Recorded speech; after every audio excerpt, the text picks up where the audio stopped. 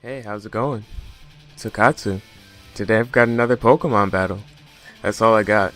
If you want something else, you come to a wrong place. Anyway, I've got an OU battle against Torn. The paper's torn. This battle actually happened like a while ago, a long while ago, but happened during a random stream that Torn had. He doesn't stream commonly. But go ahead and follow him anyway, cause you guys need to battle some people that aren't garbage, and so you should battle Torrent. So there you go, there you have it. I'm just gonna get straight into this. As you can see from the teams, this is an OU battle, even though my team has like just one OU Pokemon and other borderlines. But yeah, still anyway, let's get straight into this. Let's get it. So he's gonna lead off with his Smeargle, and I'm actually gonna lead off with my Aerodactyl. And this Aerodactyl's been making an appearance a lot recently, but this Aerodactyl is actually Mega Aerodactyl. And on this turn, since I'm predicting him to actually I don't even think I have Taunt at this point. Yeah, I do have Taunt. So I go for the Taunt on the Smeargle to keep it from setting up Stealth Rocks or anything else. It actually goes for Dark Void on that turn. And on this turn, I go for Fly.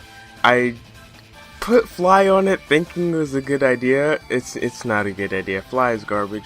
Because I used Fly, he was able to switch in his Rotom on this turn when he was just planning on sacking off his Smeargle right there.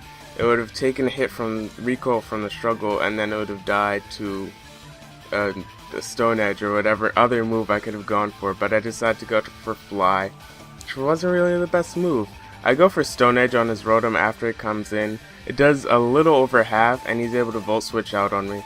I lose about 75% of my HP on my Aerodactyl, and I don't want to lose this thing because it's my Mega, so I actually switch out to my Crocodile on his Aegislash. I switched out to my Crocodile because I was predicting to not go for anything like Secret Sword, or is it Sacred Sword rather, and my Crocodile can take any hit, and has Intimidate to lower the Aegislash's attack.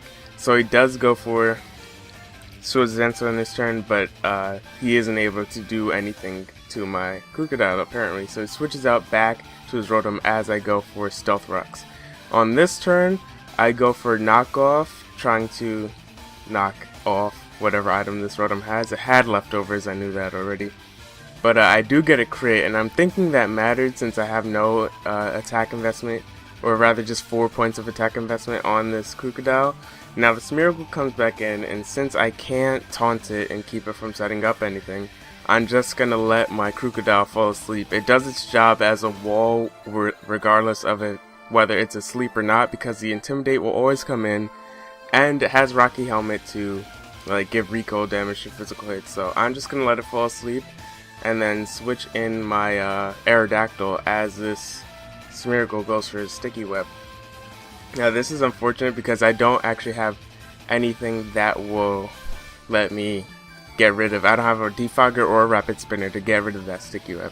I'm gonna go for Earthquake on this turn, as he goes for Magic Cone, predicting me to taunt him, I guess, but it doesn't actually work out this way. Earthquake doesn't actually kill, or it doesn't even actually like bring it down to its Focus Sash, but I'm able to go for an Earthquake again on the next turn, just in case the Aegislash wants to come in or anything like that. I didn't want to go for Aerial Ace, and Earthquake would have given me a guaranteed kill anyway. So he's gonna come out to his Aegislash now, and he's gonna go for Shadow Sneak, and that is actually gonna be able to take me out. I only stayed in thinking that it wouldn't be able to kill me at that range, but it was. So otherwise I would have switched out to my my Crocodile. But since I just got bopped, I'm actually just gonna go out to my Volcarona, and I lose 1 stage of speed because of Sticky Web, but I'm still able to get up my attack and special defense with a Quiver Dance because Aegislash is pretty much set up fodder for Volcarona. And I go for a Bug Buzz on this turn, and I'm not sure what this Tyranitar is doing right now, but this Bug Buzz is going to do a monstrous amount of damage. Oh my god, look at this monster on the field right now. Call me Mothra, I just bodied this Tyranitar right now. But I didn't want to go for another Quiver Dance, that'd be getting greedy, and he could easily take me out with a Stone Edge. I don't have a Focus Sash or anything, I have leftovers on this Volcarona, but since I'm only at neutral speed, his Garchomp can come in now, and it's actually a Mega Garchomp, and I don't fight too many of these, so I actually completely forgot that Garchomp got Sand Force as its ability, so this Earthquake is just gonna wipe my Volcarona clean off the face of the planet. I'm not gonna be able to get any damage off on it, so I'm gonna go out to my Suicune. At this point, I'm still not remembering that Garchomp gets Sand Force as an ability.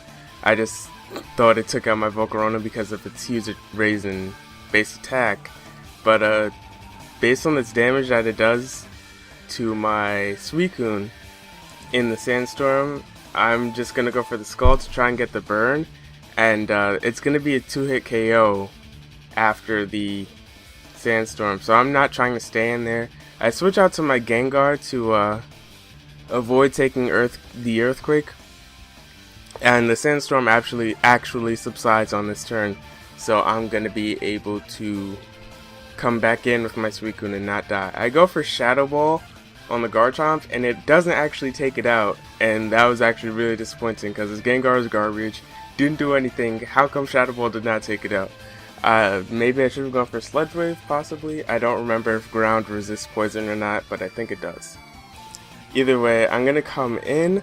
I'm expecting to go for Earthquake again, trying to take out my Suicune, so I go for the rest, knowing that I'd survive it, but he actually goes for the Sword Stance on this turn, which is not good at all. And now I'm asleep. I do have a Chesto Berry on this Suicune though, so that's fortunate. I don't have to risk 2 turns where I'd be dead already trying to hit him with a Scald using Sleep Talk.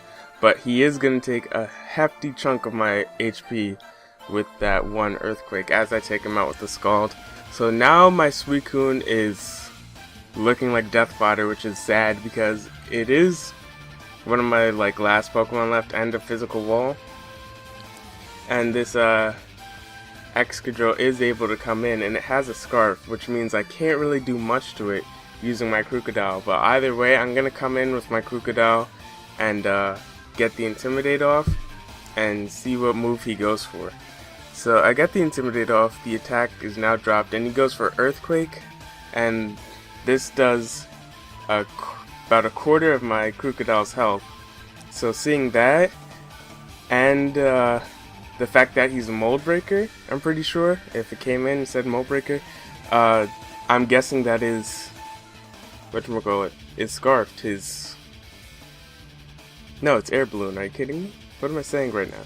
But he still switched out, and I go for Knockoff, and I end up knocking off his Aegislash's leftovers. I don't even know what I knocked off. I didn't see it.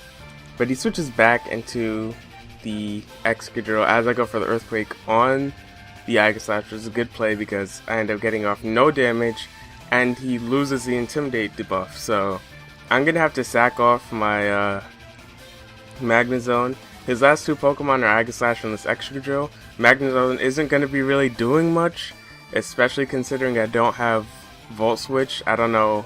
This is a sub set for the Magnezone, so it isn't going to be really helping me out much, especially now with this damn Excadrill on the field. So I'm going to come back in with my Crocodile, and I'm going to go for the knockoff on this turn just to get rid of that Air Balloon, but he goes for Iron Head, and he actually gets the flinch on this turn, which really sucks. I'm going to go for a knockoff again to take out this Aegislash, and his last Pokemon is the Excadrill. I still have my Suicune left, so I do think that it would be my best play to switch out to the Suicune and switch back in to get the debuff with Intimidate. So I do just that. I switch out to Suicune to try to take the hit and just sack it off, because I know it's not going to survive at this range of HP.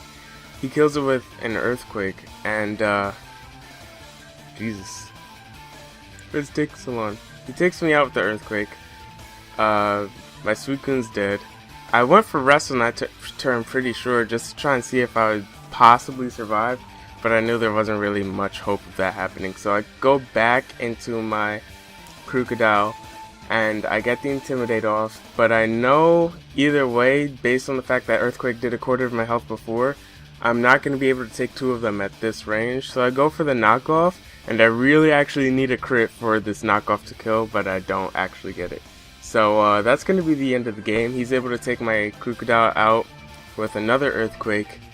Honestly, if I had played better around that damn Mega Garchomp and not have Fly, don't flip Fly on Aerodactyl. Fly is just a bad move. It's not viable competitively. I thought Skydrop and Fly were like the same thing. Skydrop is even better. I'd rather use Skydrop, and I hate Skydrop. Skydrop is just a garbage move. But anyway, that's going to be the end of the battle, guys. Thanks for checking it out, and yeah, see you guys next time.